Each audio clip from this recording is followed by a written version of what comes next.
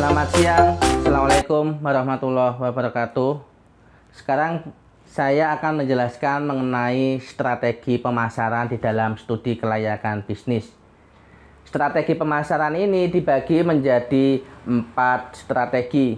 Yang pertama strategi produk, kemudian ada strategi harga, yang ketiga ada strategi distribusi, dan yang keempat strategi promosi. Untuk yang pertama, strategi produk. Produk perlu dikenal, selanjutnya harus menarik perhatian. Dalam strategi produk ini, yang pertama adalah strategi dalam menentukan logo. Logo di mana harus orisinil atau memiliki ciri khas asli. Logo juga harus memiliki arti dari produk tersebut. Dan logo harus mudah diingat, seperti Honda dengan logo H, kemudian Samsung, dan produk yang lain. Strategi selanjutnya dalam menentukan nama merek. Merek, karakteristik merek yang baik diantaranya mudah dibaca, kemudian singkat, dan sederhana. Di dalam merek juga harus mempunyai ciri khas. Merek harus menggambarkan kualitas, prestis, dan produk bisa diadaptasi oleh produk-produk baru. Merek harus dapat didaftarkan dan mendapat perlindungan hukum. Selanjutnya, strategi yang ketiga dalam strategi produk adalah menentukan kemasan. Kemasan harus berkualitas yang baik. Kemudian bentuknya unik, warnanya juga eye-catching.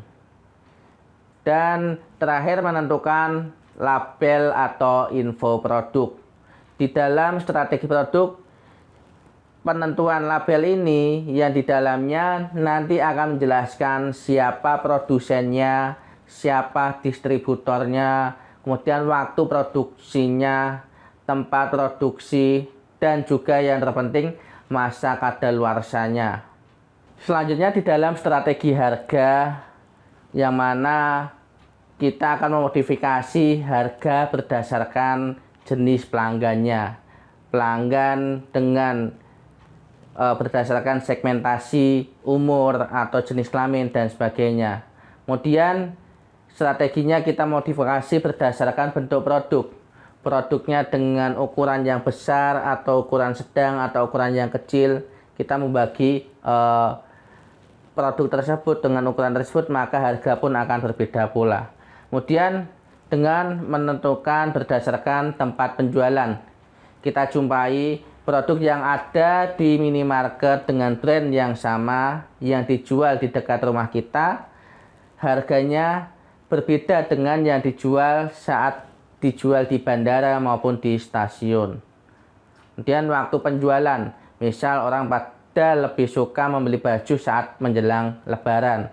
Harga yang ditawarkan baju menjelang lebaran akan berbeda dengan harga saat hari-hari biasa. Selanjutnya penetapan harga ini dibagi dalam 2 strategi harga, yang mana yang pertama market skimming pricing, yang mana diartikan sebagai harga produk ditetapkan setinggi-tingginya dan dengan tujuan produk memiliki kualitas utama. Misal Harley Davidson, dia memberikan harga yang tinggi. Kemudian iPhone, dia memberikan harga yang tinggi untuk membedakan dengan produk-produk yang lain. Kemudian yang kedua ada market penetrating pricing, yang mana menetapkan harga serendah mungkin dengan tujuan untuk menguasai pasar. Misal handphone Redmi, Xiaomi, yang mana dia berusaha untuk menguasai pasar, dia memberikan harga yang murah dengan kualitas yang lebih. Kemudian di dalam prosedur penentuan harga, kita menyusun tujuan pemasaran, kemudian kita melakukan analisis kurva pemasaran. Setelah kita melakukan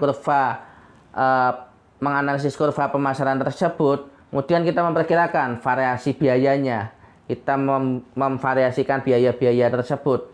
dan mengamati harga pesaingnya. Kita lihat perbandingan harga kita dengan harga pesaingnya dengan biaya yang ditawarkan tadi, apakah masuk. Kemudian yang selanjutnya memilih metode penetapan harga. Metode penetapan harga yang seperti apa tadi?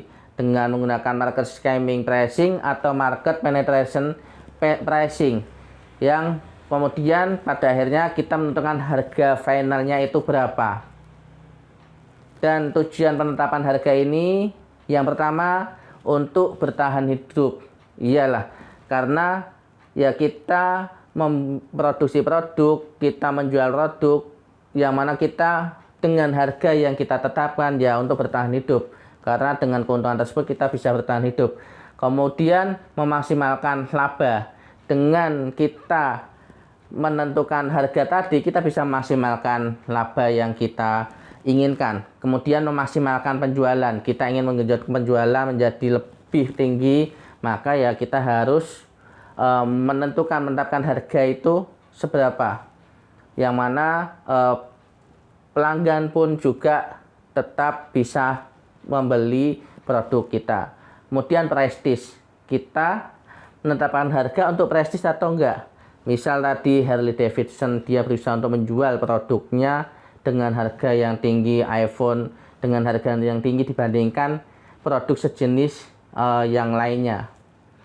Kemudian tujuannya untuk pengembangan atas ROI yang dimiliki. Ya, perusahaan ya biasa ketika dia memproduksi barang, dia menjual barang ya yang diinginkan agar ROI dia itu bisa naik, yang kemudian mencapai keuntungan yang maksimal. Selanjutnya, strategi distribusi. Strategi distribusi adalah bagian dari strategi pemasaran yang berkaitan dengan upaya produsen agar produk sampai ke perantara dan pelanggan akhir. Tujuannya adalah untuk memastikan bahwa konsumen tersebut menemukan produk mereka dalam jumlah yang tepat pada waktu yang tepat dan tempat yang tepat. Di mana pembagian saluran strategi distribusi ini berdasarkan barang konsumsi dan yang kedua nanti berdasarkan barang industri. Untuk yang pertama berdasarkan barang konsumsi yang dikonsumsi pelanggan akhir. Di mana pembagian saluran distribusinya ini yang pertama ada perusahaan yang dia memproduksi barang langsung dia jual ke konsumen akhir. Kemudian yang kedua ada model perusahaan dia memproduksi barang, kemudian sebelum sampai ke untuk menjual ke konsumen akhir, dia melalui pengecer terlebih dahulu. Jadi perusahaan tersebut dia memproduksi barang, kemudian disalurkan ke pengecer, baru pengecer ini dia yang akan menjual ke konsumen akhir.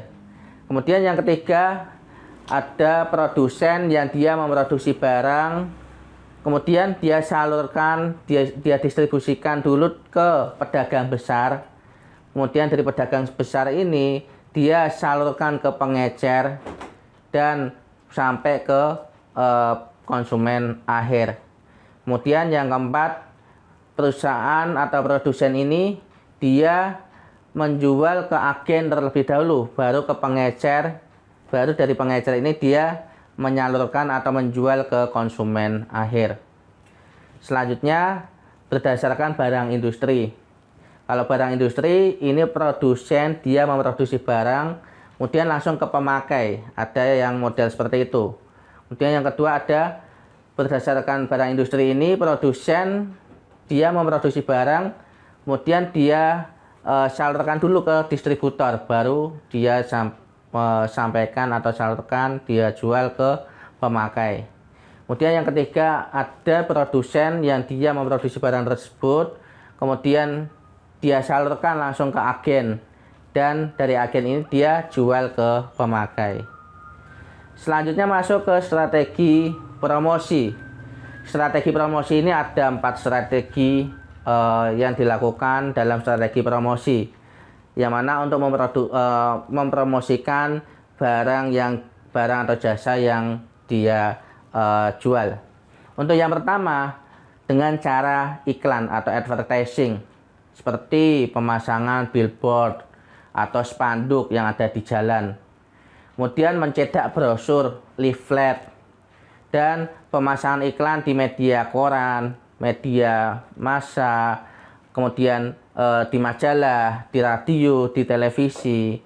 Itu di dalam periklanan yang sering kita lihat di TV-TV saat jeda acara, itu ada iklan. Itu yang dilakukan oleh perusahaan di dalam strategi advertising tadi. Kemudian yang kedua, dengan melakukan promosi penjualan. Promosi penjualan kita bisa lihat di minimarket, yang mana kita melihat adanya diskon harga, kemudian ada undian berhadiah, kemudian ada pemberian souvenir. Kemudian kita lihat di minimarket ada harga yang kemudian dicoret diganti harga yang lebih murah. Selanjutnya yang ketiga, strategi promosi yang dilakukan adalah publisitas. Dengan cara perusahaan tersebut dia melakukan sponsorship event, kemudian melakukan bakti sosial. Seperti misalnya ada bencana alam, perusahaan tersebut kemudian melakukan bakti sosial sebagai bentuk CSR-nya. CSR ini ya sebenarnya cara strategi promosi perusahaan ke masyarakat dalam bentuk bakti sosial tadi. Kemudian yang keempat, personal selling. Ya, pernah kita lihat ada mbak-mbak, mas-mas menawarkan rokok, menawarkan mobil, menawarkan kendaraan. Ini adalah strategi personal selling. Seperti mbak-mbak SPG, kemudian yang mana menawarkan tadi produk-produk tersebut ke kita. Jadi itu ada 4 strategi yang dilakukan di dalam strategi promosi. Demikian strategi pemasaran yang dilakukan untuk mendukung studi kelayakan bisnis ini layak atau tidak untuk dijalankan. Ketika strategi-strategi tadi terpenuhi, kemudian